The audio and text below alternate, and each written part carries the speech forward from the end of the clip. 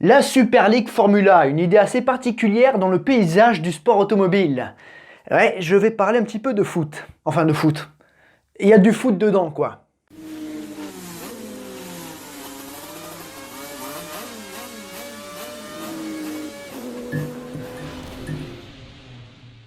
De 2008 à 2011, un championnat mêlant monoplace et club de foot s'est tenu. C'est assez particulier, on y trouvait les Girondins de Bordeaux, l'Olympique Lyonnais, Liverpool, l'AS Roma et plein d'autres clubs européens.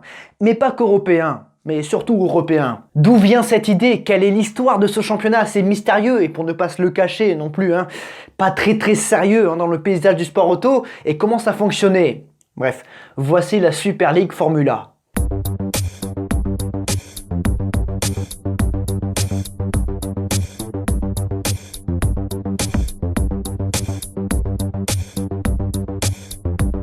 L'idée est assez simple, du foot à grande vitesse. En gros, un championnat où les équipes sont parrainées par des clubs de foot.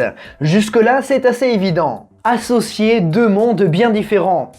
Et au passage, deux mondes qui génèrent beaucoup d'argent. L'idée germe en 2005 avec Robin Webb et Alex Andreou. Et avec la FIA, évidemment. Afin de limiter les coûts, la gestion de ce championnat est centralisée. C'est une catégorie monotype, c'est-à-dire le même matériel pour tout le monde. Un petit peu comme la 1 Grand Prix. On en parlera de la 1 Grand Prix. Bref, cette idée attire plusieurs clubs de foot et pour la première saison en 2008, le plateau est composé d'une vingtaine de voitures. Parlons un peu de ces voitures. Panoz s'occupe de fabriquer les châssis et le DP09 naît.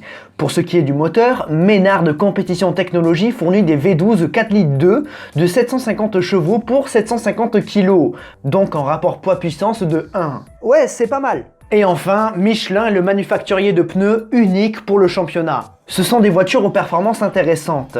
En gros, en termes de performance, c'est très comparable à la Formule Renault 3.5. Et à partir de 2010, ils avaient un push-to-pass.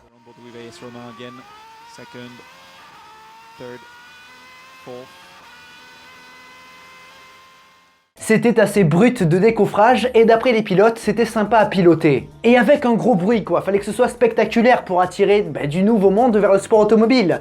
Du monde qui n'est pas spécialement familier avec le sport automobile. Quitte à être un petit peu cliché. Peut-être.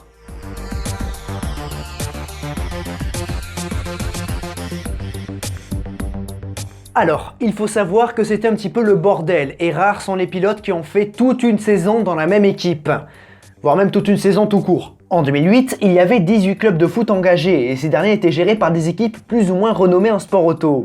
Par exemple, Zack Speed, l'ancienne équipe de Formule 1, s'occupait en 2008 du Beijing Guoan et du Borussia Dortmund. Lieb, Fisichella Motorsport s'occupait de l'AS Roma. Puis, comme club de foot représenté, on a eu par exemple Tottenham, l'Atlético Madrid, l'Olympiakos, le FC Porto, le PSV Eindhoven, et parmi les clubs français, il y avait l'Olympique Lyonnais et les Girondins de Bordeaux. Et du côté des pilotes, alors, on a eu des Sébastien Bourdet, Franck Montagny, Robert Doornbos, Enrique Bernoldi, Antonio Pizzonia, Narain Karthikeyan, Giorgio Pantano, Tristan Gomandi, Miguel Molina, David Erigon, Alessandro Pierguidi, ces trois derniers sont actuellement en WEC avec Ferrari, mais aussi Nelson Panciatici, Nil Gianni qui a également fait une pige, tout comme Maria De Villota. Donc un petit peu de monde qui vient d'horizons bien différents.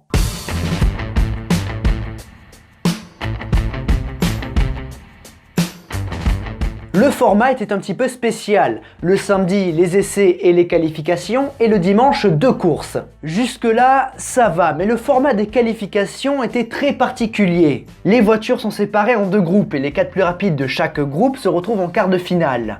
Pour les autres, ils sont intercalés entre la 9e et la dernière place sur la grille. Par exemple, le 5e du groupe 1 par 9e et le 2e de ce groupe par 11e. Dans le groupe 2, le premier non qualifié par 10e et ainsi de suite.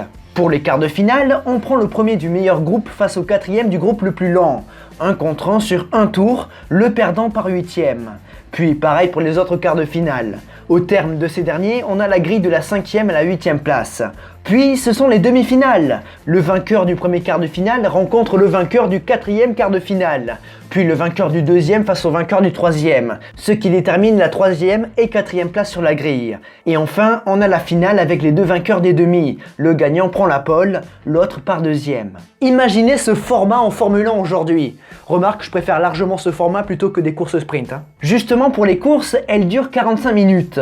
Pour ce qui est de la deuxième course, la grille est inversée. Sauf que ce format a évolué lors de la deuxième saison en 2009. Ce n'était plus 45 minutes, mais 44 plus un tour, avec un passage au stand obligatoire entre le 8e et le 20e tour. Toujours en 2009, ils ont rajouté une troisième course à la fin du week-end pour en faire une sorte de super finale. En fait, on calculait les points de tous les pilotes sur les deux courses et les 6 meilleurs se disputaient la victoire sur une course de 5 tours. Et à la fin, on avait le grand vainqueur du week-end. Mais bon, ils n'ont pas fait ça sur tous les meetings de 2009 et en 2010, ça n'existait plus sauf une fois à la fin de l'année. Et enfin, le système de points était très américain avec 50 points pour le vainqueur et après tous les autres marquaient des points dès lors qu'ils prenaient le départ. Mais en 2010, ils ont fait évoluer ce système et pour qu'un pilote puisse marquer des points, il fallait qu'il termine la course.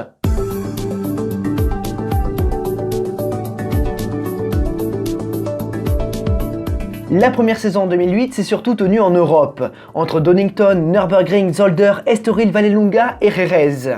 Le Beijing Guoan, amené par David Erigon, a remporté le championnat devant le PSV Eindhoven de Jelmer Bourman et l'AC Milan de Robert Doornbos. Mais en 2009, Robin Webb voulait augmenter le nombre de participants et diversifier les circuits pour attirer davantage de clubs. Mais bon, la deuxième saison s'est également tenue intégralement en Europe, avec des nouvelles venues comme Manicourt, Jarama ou Monza. Et c'est Liverpool qui a gagné devant Tottenham. La première ligue en furie. Et troisième, c'était le FC Bâle. Et il faut dire que cette formule marche plutôt bien parce que la Super League Formula est retransmise dans 60 pays différents à travers le monde. Cela a poussé les organisateurs à doubler le nombre de meetings, passant de 6 à 12. 10 en Europe et 2 en Chine, à Ordos, puis à Pékin. Et c'est Anderlecht qui s'est imposé devant Tottenham et Bâle, qui ont conservé leur deuxième et troisième place. Mais alors que ça semblait bien parti, la réalité a rattrapé ce championnat. Et oui, les liens entre le football et le sport automobile sont malgré tout éloignés, et ça se sent. En 2011, il n'y avait plus que 6 clubs de foot. Pour le reste, c'était des équipes nationales, et cela ressemblait donc plus à une imitation de l'A1 Grand Prix. Beaucoup de circuits prévus au calendrier ont annulé leur date, et après seulement 2 meetings, le championnat s'arrête. Le premier à Assen et le deuxième à Zolder, et c'est l'Australie qui marque le plus de points et qui termine premier de ce championnat. Et au terme de ces 2 épreuves, la série a été interrompue et n'a jamais repris. L'idée était peut-être trop folle pour avoir un avenir sérieux. Pour les pilotes, ce n'était pas vraiment un bon endroit où aller car il n'y avait pas vraiment de débouchés et de crédibilité. Pour les jeunes pilotes, c'était très éloigné de la F1 ou d'autres championnats pour faire carrière. Et pour les vétérans, il n'y avait pas d'avenir. Mais bon, ça aura eu au moins le mérite d'exister. Quant au club de foot, ils ont dû se rendre compte que la catégorie n'était pas très rentable. Et quitte à investir de l'argent, autant le faire dans son propre sport. C'est comme ça, mais ça aura tenu malgré tout quelques années. Et si vous êtes curieux, vous retrouverez facilement sur YouTube les courses en intégralité. Je crois qu'il y a quasiment toutes les courses si elles n'y sont pas toutes. Mesdames et messieurs, on en arrive au bout de cette vidéo sur la Super League Formula. J'espère que ça vous aura plu. Je suis resté assez synthétique, je ne suis pas trop rentré dans les détails. Comme ça, on a pu voir un petit peu comment ça fonctionnait la catégorie, à quoi ça ressemblait. Et malgré tout, ça a tenu 3 ans et demi, donc c'est pas mal pour une idée qui est complètement folle, des clubs de foot avec la F1 Ligue des Champions. Ouh, j'ai peut-être une idée de titre de vidéo là, c'est pas mal pour faire les gros titres, ça c'est bien. Ouais, c'est pas mal. En gros, c'est un petit peu ça quand même, parce qu'il y avait de sacrés clubs qui sont venus se battre en piste. Mais bon, là, c'était vraiment fou, donc c'est pas étonnant que c'est pas duré plus longtemps que ça. Bref, comme j'ai dit juste avant, vous retrouverez des courses en intégralité sur YouTube assez facilement. Et si cette vidéo vous a plu, vous connaissez les 5 gestes importants, donc faites-le. Comme je viens de dire, c'est très important, donc allez-y. Et sur le côté gauche de l'écran, les logos des réseaux sociaux, avec Instagram, Facebook, Discord, Twitch et la piste, tous les liens en description. Putain, ça fait 5 aussi, mais le chiffre 5, il est incroyable. Tous les liens en description. Mais surtout, n'oubliez jamais, le plus important, c'est de continuer d'aimer le sport auto, continuer d'aimer la Super League Formula. À la prochaine.